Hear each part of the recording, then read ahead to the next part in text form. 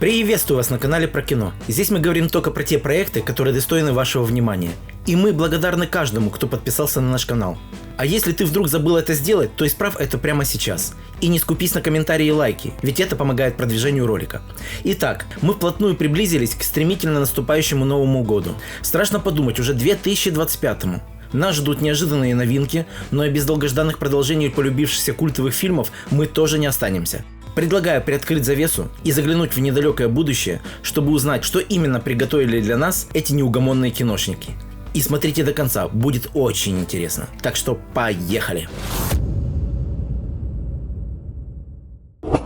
После того, как новый президент США решает назначить Капитана Америку на официальную должность, на главу государства совершается покушение. Бывший армейский офицер Уолсон уверен, что за дерзким нападением стоит кто-то из близкого окружения лидера страны. Так кто же решил бросить вызов самому президенту США? «Капитан Америка. Дивный новый мир» – супергеройский фильм, основанный на комиксах Marvel Comics. Это уже 4-й фильм в серии о Капитане Америке и продолжение сериала Disney+ «Сокол и Зимний солдат». Титульную роль исполнил Энтони Макки. В его списке 2 фильма, отмеченных Оскаром как лучшие фильмы года: «Малышка за миллион» Клинта Иствуда и «Повелитель бури» Кэтрин Биглоу. А еще в фильме снялись Карл Ламбли из «Падения дома Ашеров», Шира Хаас, прекрасно воплотившая главную героиню в сериале «Неортодоксальная», и Индиана Джонс всех времен Харрисон Форд. Выход фильма на экраны запланирован на 14 февраля 2025 года. Нас ждет история, которая произошла в течение 3 дней и 3 ночей между распятием Иисуса Христа и его воскрешением. Это самые известные и самые загадочные события описаны в самой популярной книге всего человечества, известная как Библия. Одни уверены, что это миф, другие всецело доверяют Священному Писанию. «Страсти Христовы. Воскресение» – библейский фильм в жанре эпической драмы. Это продолжение фильма «Страсти Христовы» 2004 года, который рассказывал о последних 12 часах жизни Иисуса. В режиссерском кресле все тот же оскароносный Мел Гибсон. Роль Иисуса вновь исполнит Джеймс Кавизел, ставший олицетворением Сына Господнего на экране. Деву Марию опять-таки Майя Моргенштерн, а Марию Магдалину повторит несравненная Моника Беллуччи. Первая часть при бюджете $30 миллионов собрала в прокате более 600 миллионов, что говорит само за себя. Премьера фильма запланирована на 18 апреля 2025 года в канун пасхальных дней. А теперь еще один интересный проект. Главная героиня – совсем юная девушка Руни Браун. С раннего возраста она занималась балетными танцами. Директор балетной школы видит в ней еще один талант.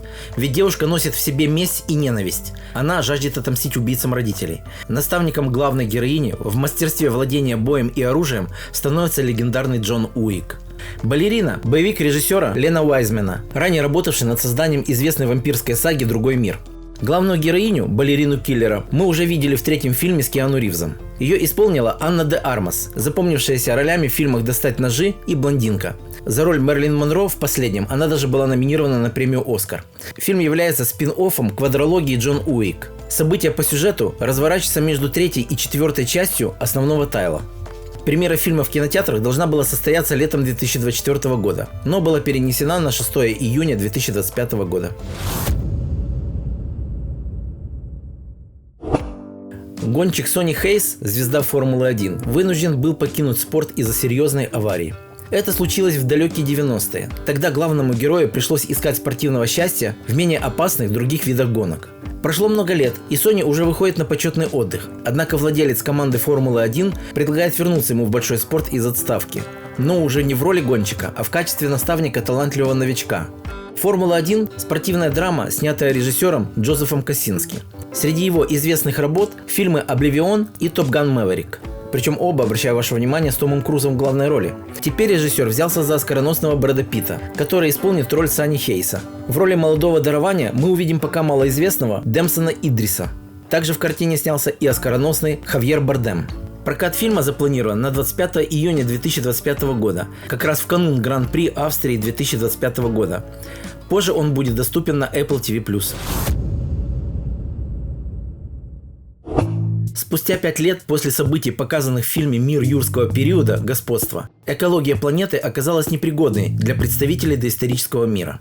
Оставшиеся динозавры существуют в изолированных экваториальных регионах, где климат близкий к тому, в котором жили их далекие предки. Крупная фармацевтическая компания отправляет экспедицию в опасные края. Их цель – добыть ДНК 3 самых крупных динозавров. Это должно помочь совершить революционный прорыв в медицине. «Мир юрского периода. Возрождение» – научно-фантастический боевик. Это уже 7-я часть медиафраншизы «Парк юрского периода», совокупные кассовые сборы которой составили почти $6 миллиардов. Режиссером выступил Гаррет Эдвардс. Его фильмы «Монстры» и «Годзилла» имели кассовые успехи. Актерский состав требует особого внимания. В него вошли самая кассовая актриса всех времен Скарлетт Йоханссон, Джонатан Бейли, известный ролью в драматическом сериале «Бриджертоны», дважды оскароносный Махершала Али и еще целая команда прекрасных актеров. Universal Pictures обещает выпустить фильм 2 июля 2025 года. Также нас ждет один из самых интересных проектов 2025 года. Это биографический фильм о жизни и творчестве Майкла Джексона. Нет человека, который бы не знал имени и песен поп-короля, карьера которого длилась более 40 лет. И вот время пришло снять фильм об этом великом человеке. «Майкл» – биографический фильм режиссера Антуана Фукуа. Его фильм «Тренировочный день» за исполнение главной роли принес Оскара Дензелу Вашингтону в категории «Лучший актер». Автор сценария Джон Логан, на секундочку, тоже кучерявый. Среди его работ такие громкие проекты, как «Гладиатор», «Авиатор» и «Чужой завет». Продюсирует проект Грэм Кинг, получивший Оскар за фильм «Авиатор». И он же продюсировал фильм «Богемская рапсодия», отмеченный 4 премиями «Оскар». И тут главная интрига, а кто же исполнил роль самого поп-короля? А его исполнил нетитулованный Джафар Джексон, племянник Майкла. Все, что можно пока о нем сказать, так это то, что эта роль для него дебютная. Премьера должна была состояться в апреле 2025 года, но была перенесена на 3 октября. Сюжет этого фильма пока держится в тайне. Лишь известно, что события в новом фильме будут разворачиваться после того, как главные герои Джек и Нейтери встретятся с народом Пепла. Со слов создателей, мы ближе познакомимся с миром и жителями планеты Пандора. Нас ждет безумное приключение и невероятное эмоциональное зрелище. «Аватар. Огонь и пепел» – эпический научно-фантастический фильм. Режиссером, продюсером и автором сценария выступил несменный и безумно талантливый Джеймс Кэмерон. Это будет уже 3-я глава невероятного фантастического и высокотехнологичного проекта «Аватар». В актерском составе звезды одна ярче другой. Свои роли повторят Сэм Уортингтон, Зои Салдана, Сигурни Уивер, Кейт Уинслет и еще много других отличных актеров. Также в актерской команде есть и пополнение в лице Дэвида Тьюлиса и Уны Чаплин, которые играют новых персонажей. Кстати, Уна Чаплин – внучка легенды немого кино Чарли Чаплина. Выход фильма переносится уже 9-й раз. Последний дедлайн релиза намечен на 19 декабря 2025 года.